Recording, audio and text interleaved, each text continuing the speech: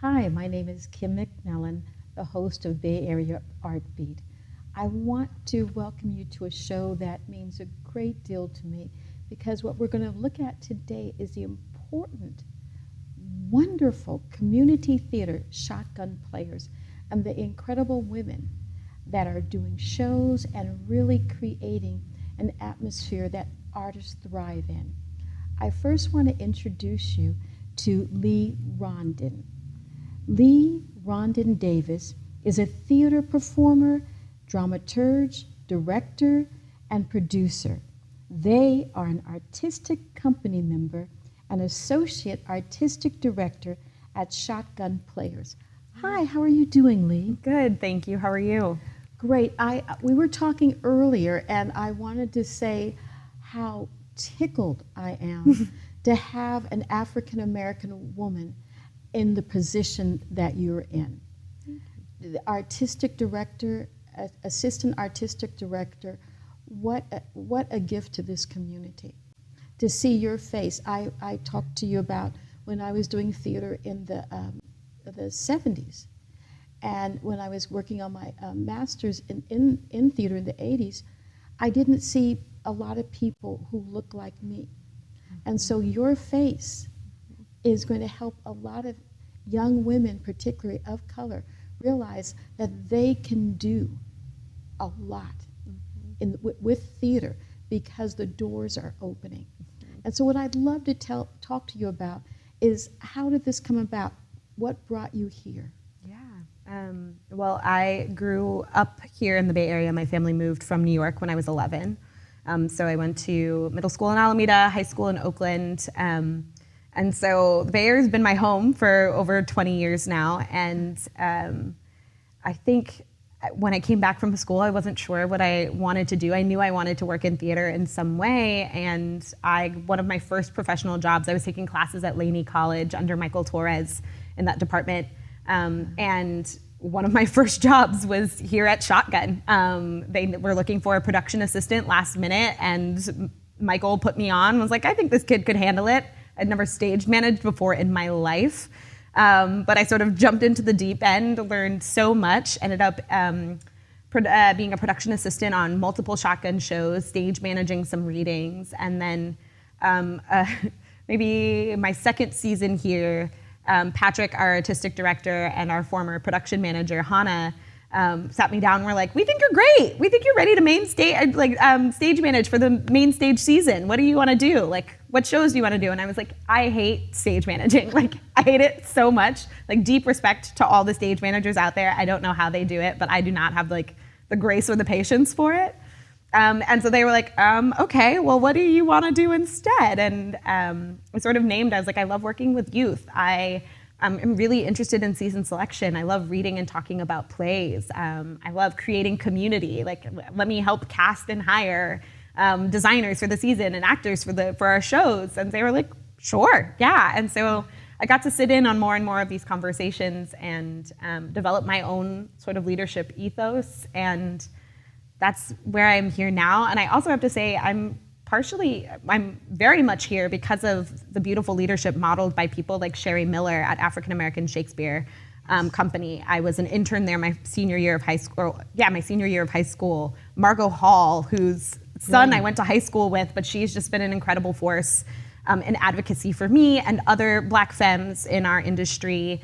Lisa Marie Rollins is a director who I just love so much, and she has just taken me under her wing and made sure I could shine. And there are so many more, not even just Black women, but like so many women of color, folks of color that have, it feels a little diminishing to say that they saw something in me, that potential, whatever, but they did, or they felt my passion and my curiosity and wanted to help cultivate it. And so I've just been met with so many generous mentors and guides and artists that have offered me so much. You're absolutely right. Yeah. Margot Hall is incredible. Oh my God, yeah. I did a one-woman show, and she was the director of it. And Sherry Young, they're doing at the African American Shakespeare Company. They're doing incredible work, and for you to have those women is a planetary gift. Yeah. What I'm curious about is I remember shotgun players in the, I believe it was the 90s. Yeah. And over at Laval's, we'd order pizza, and then we would see shows, and the people, they were not of color, and they were mostly men. But the pizza was good, and the shows were fun, and it was a sense of community. And so they've gotten this space, and they're creating that same sense of community. And they're smart. They're smart to have hired people like you and Katerina. So this is beautiful. Yeah. Can you tell me something about just a little bit of the history? Like, one of the things I think is quite beautiful is that every single show, there is a new piece of a mural out representative of that show, and I'm just curious how that came about. Yeah. Like you said, the Shotgun was founded in 1992 by Patrick Dooley, our current artistic director, and they operated out of the basement of Laval's because Patrick worked there during the days, and I guess the guy that owned it was like, you clean the space, you can have the basement at night. And so that's sort of the beginnings. We did a lot of shows in like parks and amphitheaters. We've done some shows in like parking lots and auto shops. So they've bounced around a fair bit. And I will say I am the same age as Shotgun, both founded in 92. Patrick thinks that's not quite as funny as I do. But some of these early days I don't know as much about, other than like the lore and the legend that I hear from company members that have been around for a while, or fun stories Patrick will share in our meetings. But I think it was about 15 years ago, maybe a little more now, that we acquired this space, which we call the Ashby Stage, home of the Shotgun Players. It used to be an old church, and we settled in here, and we were still doing some work outside of the theater, but now most of our work happens here. Actually, all of our work happens here. And we have this beautiful building that we own, so that we get to make it ours in any way. So we have that incredible marquee out on the front that we change for every show. And we have the incredible honor of having all of our season artwork designed by Rich Black, who used to be a locally based artist, and now he's all over. But if you look around, you'll see a lot of Rich's work all over for different organizations, for different things. Like, I have concert posters that I went to in high school that were designed by Rich Black, not realizing the Shotgun connection when I was 16. And like, there's a beautiful mural farther down on Adeline that was created for the Lauren neighborhood. I think it's Alcatraz in Adeline right there, and that's designed by Rich. And so we're really blessed because he'll design the artwork for our posters, for our postcards, for all of our digital assets. But the weekend we go into technical rehearsals, when the show starts to get loaded in here in the space, he'll show up and start painting early in the morning and paint throughout the day. And sometimes it takes him like 2 or 3 days. Sometimes he's in and out, but it's always so cool because the outside of our building transforms just as much as the inside for each and every production. It's absolutely beautiful and so creative. And you mentioned young people. What I love is the way that Shotgun Players gives back to the community. It's not only is it marvelous, but it's needed. Can you talk to me about some of that? Because I read the wonderful things you do, and I was like, and how it's been being recognized in this community. And I was so happy because that's greatly needed. Could you talk about that a little bit? Yeah. So part of when I had that conversation about what I wanted to do at Shotgun, Shotgun has always had the Make a Difference program in various ways. So they've really tried to support young people coming to the theater. They had a lot of partnerships with local high schools and colleges to bring students in to see shows for cheap or for free. They started implementing this $7 ticket for anyone who was 25 or younger. And so when I was brought on as the Make a Difference program coordinator, it was my job to sort of help formalize what that program is. And so I joke that I was like the OG Mad Fellow before we even had fellowships. And so the program is comprised of 3 parts. So it's those $7 tickets for anyone who's 25 or younger. We also have some really fun nights called Mad Nights, where if you're 25 or younger, you can get free pizza, a beer if you're of age, or a free drink, and like come see the show with a bunch of other young people. And in the past, prior to the pandemic, we would do talkbacks after every show. And this those post-show conversations really centered our young audiences. So we're hoping to bring that back in a more fulsome way now that we're farther along into these pandemic times. And then the second part of the program is work trade at our studio space. We have a rehearsal hall on University Avenue, not too far from here. And so if there's like a young theater company or performance art group, or even just like a young artist that needs access to space to meet, to rehearse, to perform, whatever, we will either give them that space at a discounted rate, or if they don't have any money, we'll give it to them for free. And sweep the bathrooms, or like take the trash out, make sure the kitchen is clean, the space is yours for the next 3 hours, That is amazing. Yeah, and then my favorite part, the final part, is our fellowships and our observerships.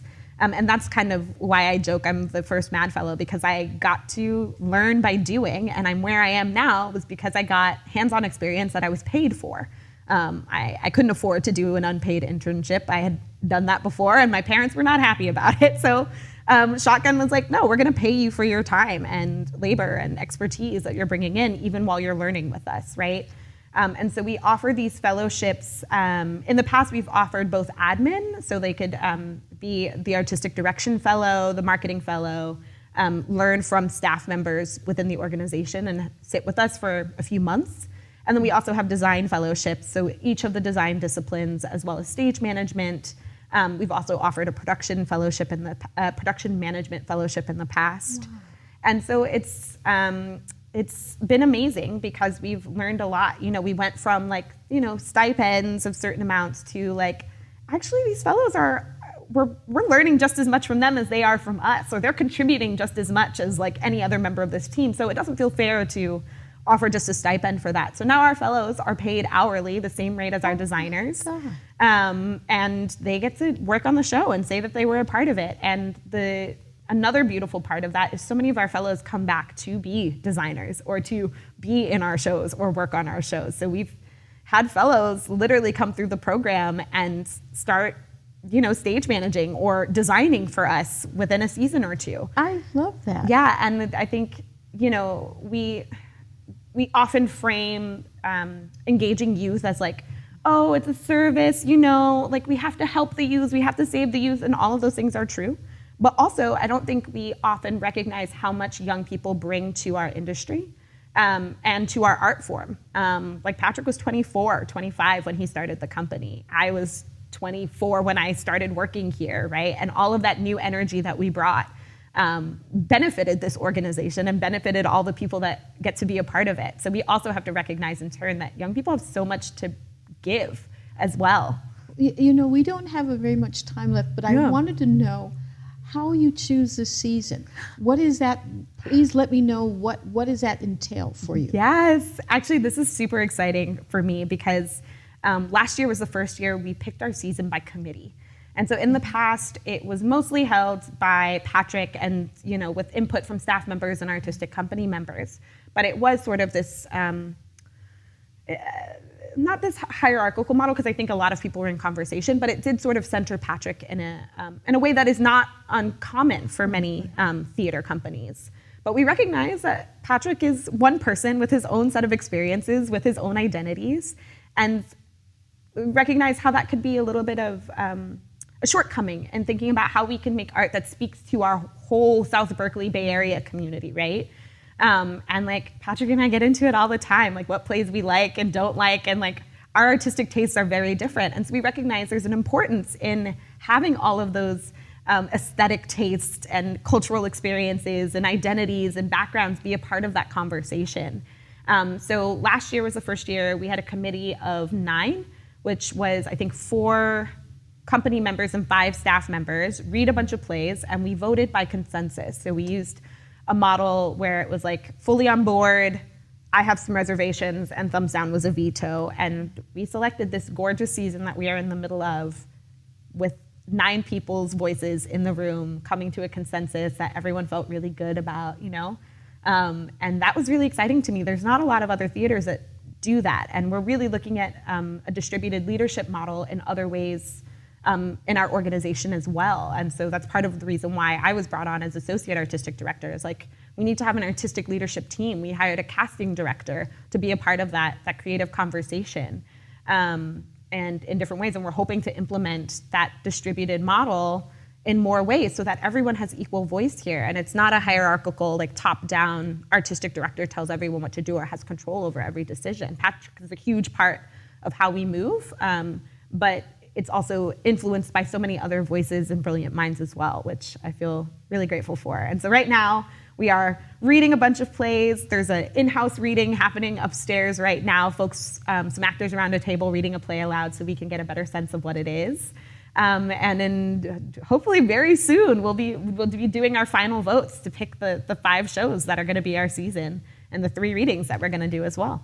Wonderful. Yeah. I'm so glad that I was able to speak to you today. Oh, thank you. You are a shining light in the theater. And so I just want to see more. Thanks. And thank you. And we'll be right back.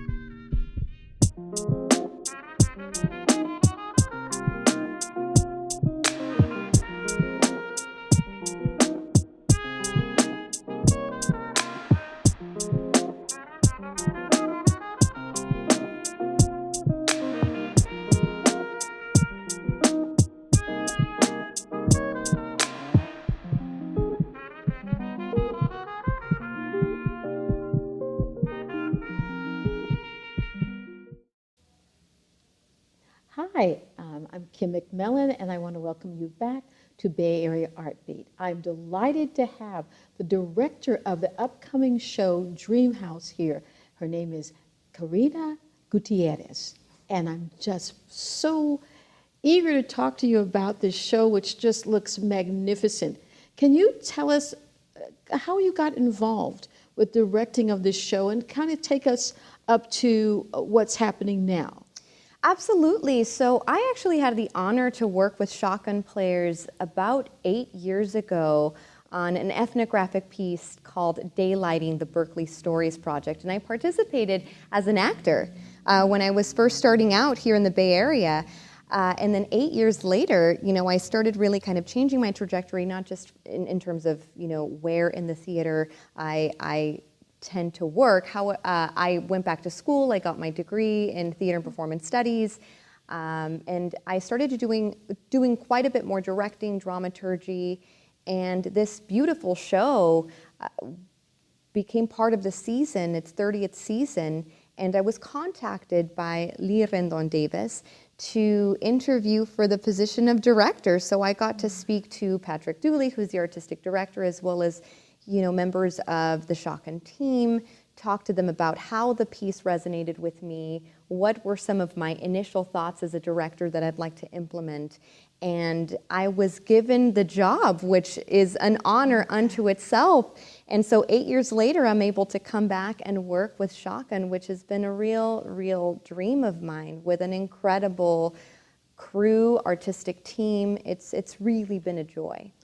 This is a wonderful theater, and absolutely wonderful, and the space is magnificent. It really is. So with regard to the space, tell us a little bit about the design of the stage for this show. Absolutely. Well, it might behoove us to talk a little bit about the show itself and give a synopsis, and then talk about how some of these scenic elements come into play.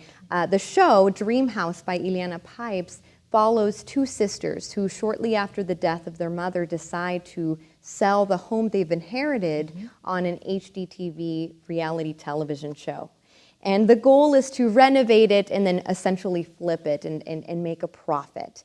What they realized during the renovation, demolition process is that there is so much more to lose in selling a home that's been inherited, a home that is outright owned. There is an opportunity cost to selling. We contribute to the same systems of gentrification when we try to vie for generational wealth and upward mobility. There's always an opportunity cost. And the set itself really starts to plug into the conceit of the film crew, what is captured in the lens, which is marketed, which is capitalized, which means culture is essentialized, which means that trauma is sometimes essentialized as a tagline, and really starts to play with what is captured by the lens versus what is the actual story arc that we as viewers don't necessarily get to see. Wow. What you're saying is so important. I lived in the Bay Area in the 70s and 80s, and we never thought about, well, at least rent was so cheap. I had an apartment a little bit away from here. It was Stanage and Gilman, and my rent was $125 a month. Wow. I don't know that life. And it's about age, but it was like, so I thought, oh, you never thought about rent, and you never thought about gentrification because you always assumed that the neighborhood would be the neighborhood, until people started looking at the Bay Area in a very different way. They started looking at the Bayview. It had already happened with the Fillmore District, and parts of San Francisco, parts of Oakland, parts of Berkeley became beyond the means of the average person living here. And if you did not own the house outright, and even if you did sometimes, if you missed payments or somehow forgot because it had been in the family for so long, that trouble happens. And so to have a play that really would resonate with what is actually happening here, I think is very important. Well, and this can be any town USA. Yes, it's yes. pertinent to so many places, not just in California, but in the United States currently. And I think one of the difficult choices that the sisters have to make is that there's a specific connection to space, not just in the physical sense, but in the cultural sense. Yes. As you mentioned, we think that the neighborhood will always be the neighborhood, but what is the neighborhood but people? Yeah. And as people leave, the neighborhood changes, the culture of that neighborhood changes. And so their departure contributes to that flight. Their departure contributes to that gentrification. And that's an opportunity cost in its own right. Yeah. That is a system that they contribute to inadvertently. And so their choice of whether to sell or stay comes with their own ramifications. Exactly. Right?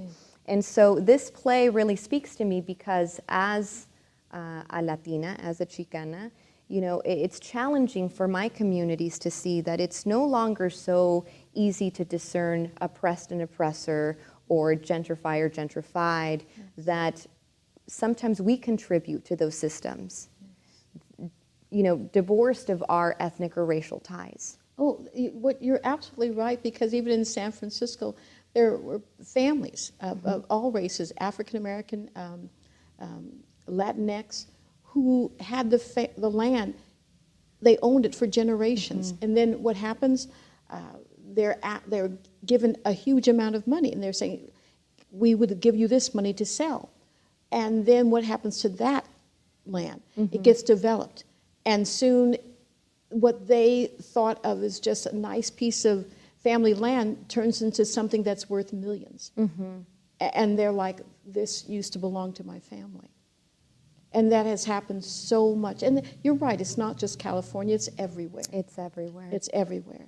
Because land has become so valuable now. Yeah.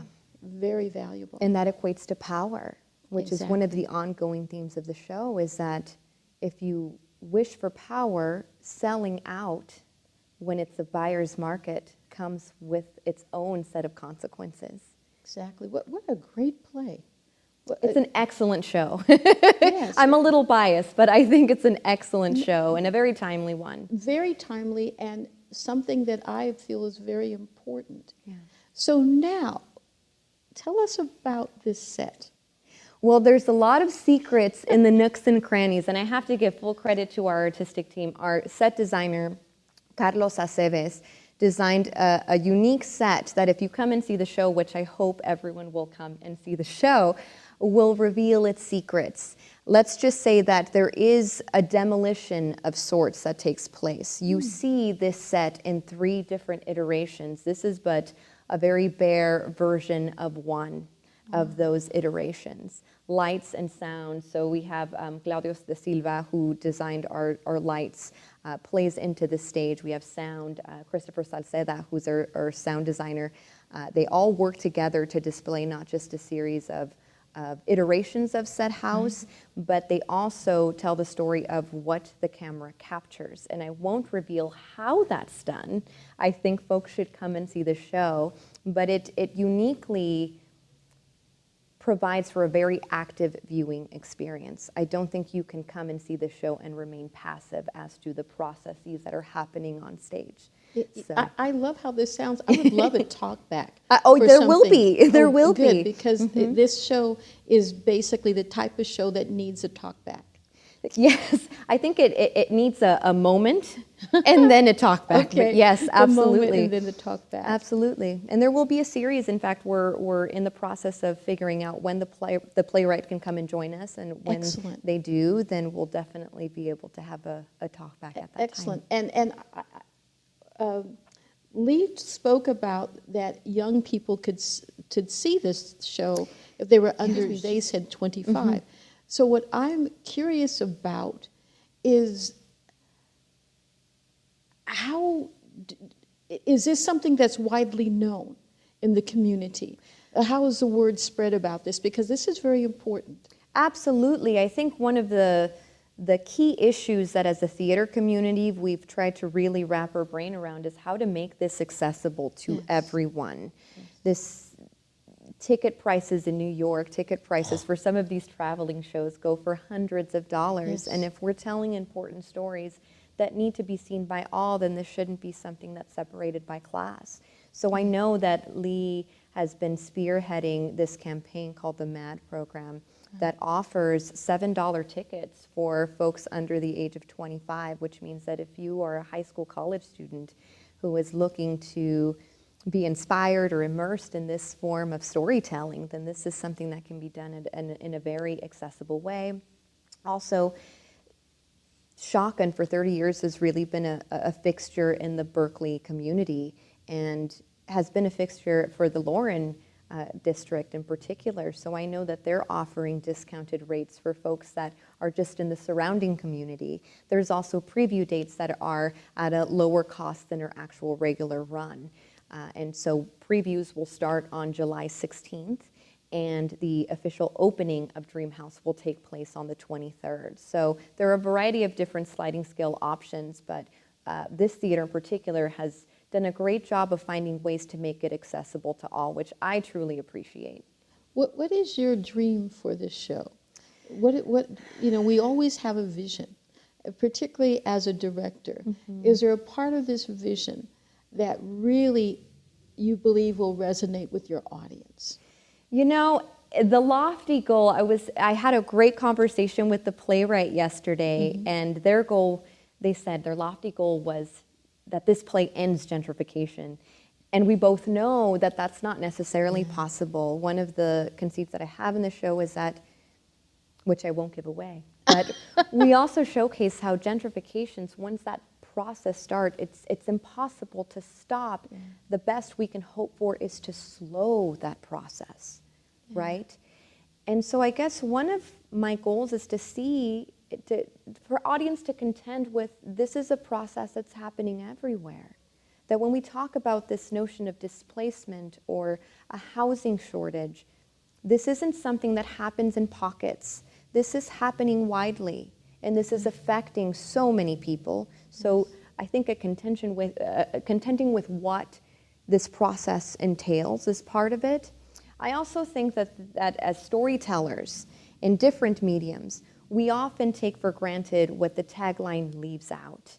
And I think that reality television primes us into believing that this is all real, that none of this has been scripted. But the reality is that there's always the wanting of getting a specific shot because that sells, right? And so oftentimes what is capitalized on reifies these stereotypes, these tropes, when in reality it's missing so much to the storyline in an effort to get that tagline. So what the camera captures, what we consume as viewers, is only a part of a story and is a part of a larger whole.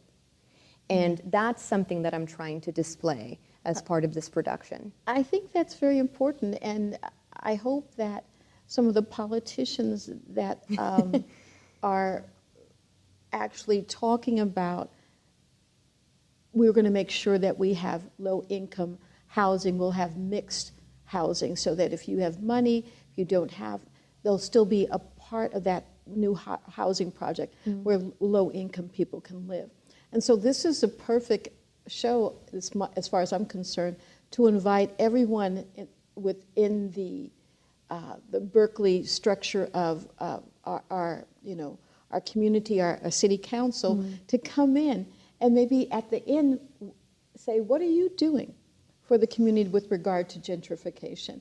What are you doing to keep the people who have been here for 20, 30 generations in these communities?